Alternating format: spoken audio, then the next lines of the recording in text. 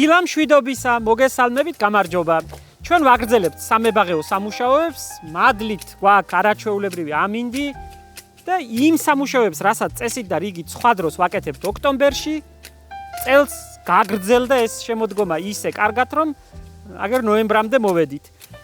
ზურა ჩალათაშვილი და ზურა ღურბელაშვილი ეხლა სხლავენ ფშატის ბუჩქებს, მარადმწვანე ფშატის ბუჩქებს.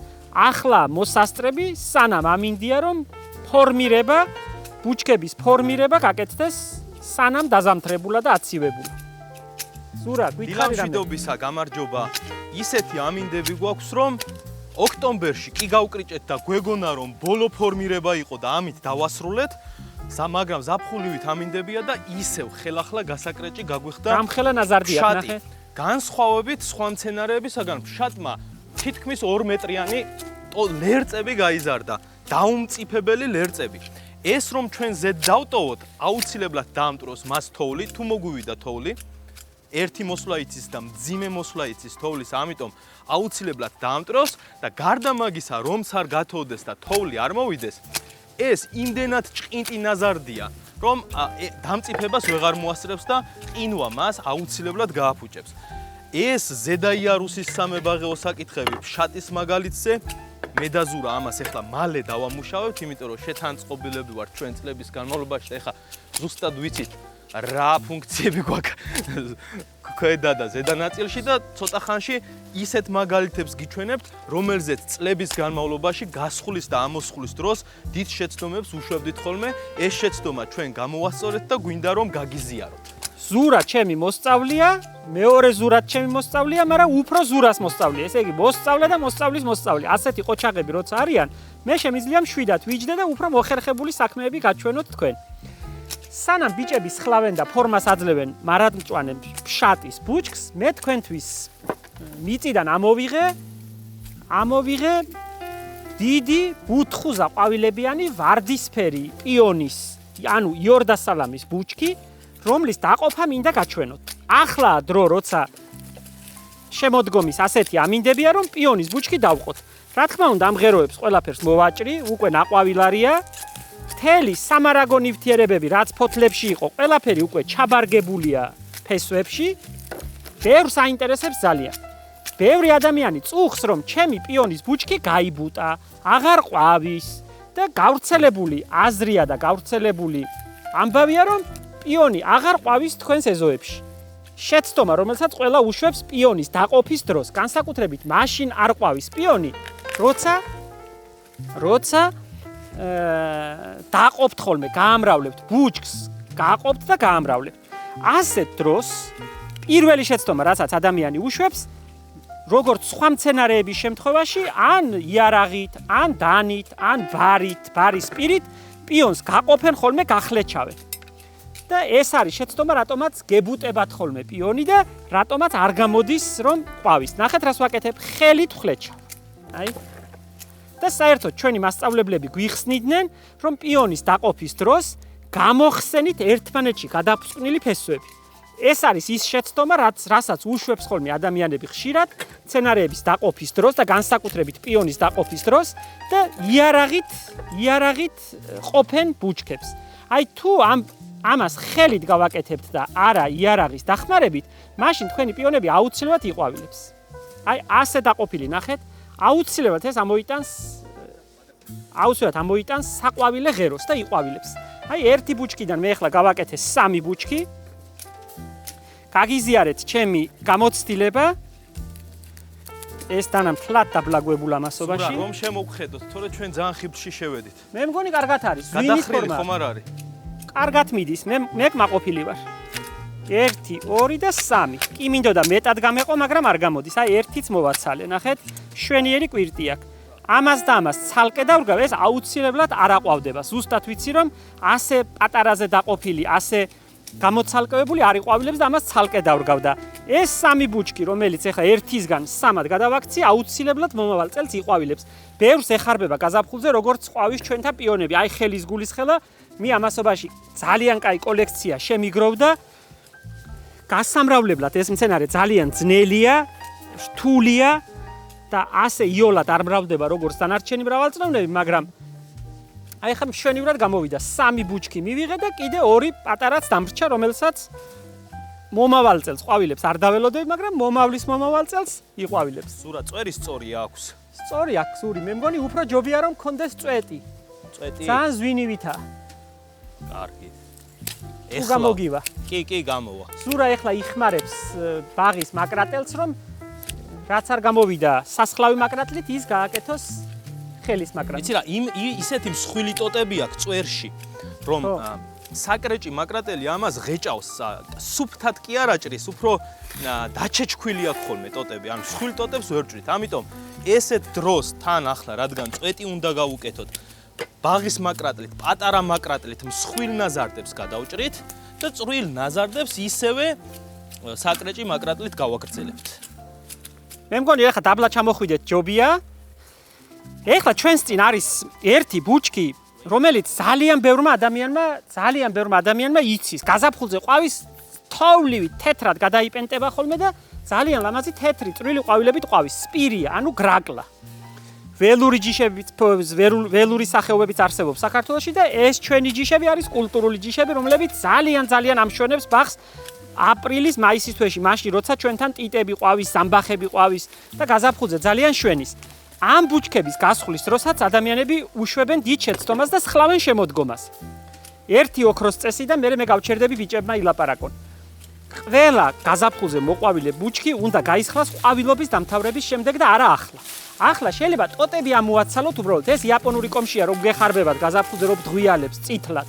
ბევრმა იცის ეს სცენარი. ახლა მისი სწორად გასხლის დრო. ზურა ახლა ამოარჩევს იქიდან იმ ტოტებს, რომელსაც ამ ბუჩქში ამოაცლის, ამოაკლებს უბრალოდ. იცით რა, უკეთესად ყვავის 2 წლიანი ნაზარდი. ჩვენი დაკვირვებით პირველ წელს ამოტანილი ტოტები მაინც და მაინც საყვავილე კვირტებით არ გამოირჩევიან, მაგრამ ეს ტოტი რომ გადაივლის ერთ სავეგეტაციო პერიოდს, გულისხმობ 1 წელიწადს, იმ ტოტზე გაცილებით მეტად და უკეთესად გამოდის საყვავილე კვირტები. მესამე და მეოთხე წლის ტოტები, რომელიც უკვე ძველდება, მასზე გამოდის ჩამახშირებელი ტოტები. ამიტომ ახლა არის ის პერიოდი, როდესაც ხდება ამ ჩამახშირებელი, ესე იგი, ბუჩქის ჩამხუთავი ტოტების ამოჭრა და ამორთმება. ზურამ ძალიან ჩაკვარახჭინა მარტივად, რომ ვთქვათ, ბუჩქს სჭირდება ჰაერი. იმისთვის, რომ ყვავილობის, საყვავილე ტოტები კარგად გაჰაერდეს, ყველასთან თანაბრად მივიდეს მზე, შუქი, წყალი, ჰაერი, ის ძველი, უყვავილო, უნაყოფო ტოტები არაფრის მომცემია. ხა მას მესროლიზური ტოტი, აი არაფერს ეს ტოტი არ მოგცემთ. არც ერთი კვირტი არ აქვს. არც ერთი საყვავილე კვირტი არ აქვს, ეს ჩანს დაკვირვებული თვალით. ეს ტოტები უნდა ამოაჭრათ და ამოაცალოთ. დატოვოთ მარტო ის ტოტები, რომლებიც იყვავილებს. არც ამას, აი ამ ხელა ტოტი მოჭრა და არც ერთი კოკორი არ აქვს. უბრალოდ გამსხვილებული, გასქელებული ტოტებია. ვუთხრათ ისიც, რომ შეიძლება თითოეულა საყვავილე კვირტი ჰქონდეს, მაგრამ გარდა იმისა, რომ ასეთი ამოჭრით სცენარეს მეტ ჰაერს ვაძლევთ და მეტ სინათლეს ვაძლევთ, ენერგიას ვუზოგავთ და დარჩენილი დაზოგილი ენერგიით მომავალი წლის ყვავილი გაცილებით ბუთხუზა იქნება, გაცილებით დიდი, გაცილებით სრულყოფილი. ნაყოფიც უფრო მეტად მსხვილი და ისეთი სრული, კარგი შესახედის იქნება. სანამ ზურა მაგას ხლავს, ესეც ამოვიღოთ ბარემ და ვაჩვენოთ. მიჩაბი დაგჭირდა. ბარემ რადგან აქა ვართ, აი შეგიძლია ამით. სანამ ზურა იაპონური კომშის ბუჩქებს ათხელებს, ამასობაში ბარემ აქა ვართ და გაჩვენებთ, ეხლა ჩვენი დიდი ჩანებიდან ბაღში ბევრი გვიდგას ჩანი. ძველი პურის ქარხნებიდან მოტანილი ლითონის გობები, რომელშიც ცომი იზილებოდა. ძალიან ლამაზად ვაფორმებთ ხოლმე და გაზაფხულზე კარგი სანახავია ის იისფერი ჭორიკანები. კარგ ფერს იძლევა ბაღში. სხვა არც ერთი ყვავილი ამ ფერს, არც ერთი ფოთოლი ასეთ ფერს ვერ შემოიტანს. ახლა დროა მისი ამოღების, გაახლების, სათბურში შეტანის, გადაჭრის და ამ ქოთნების გათავისუფლება უკვე ზამთარში მოყვავილე, გაზაფხულზე მოყვავილე ყვავილებით. ახლა ამ ჩანებს სულ ყველას გავათავისუფლებთ, რასაც თქვენ თვალწინ ვაკეთებთ, სულ ყველას ამოვიღებთ, მიწას გავანოყიერებთ, კარგად ელექსირს დავასხავთ, ნაკელს დავამატებთ და გაზაფხულისთვის მოვამზადებთ, რომ დავრგოთ გაზაფხულზე მოყვავილე სამფერა იები მაგალითად. ან ბოლქვები, სუმბულის, ტიტას, ეხლა ირგვება ყველაფერი. და საერთოდ ამაზე ჩვენ კიდე ერთხელ ვილაპარაკეთ, მაგრამ კიდე ვილაპარაკებთ, მაგრამ ყველა ბოლქვოვანი ახლა ირგვება.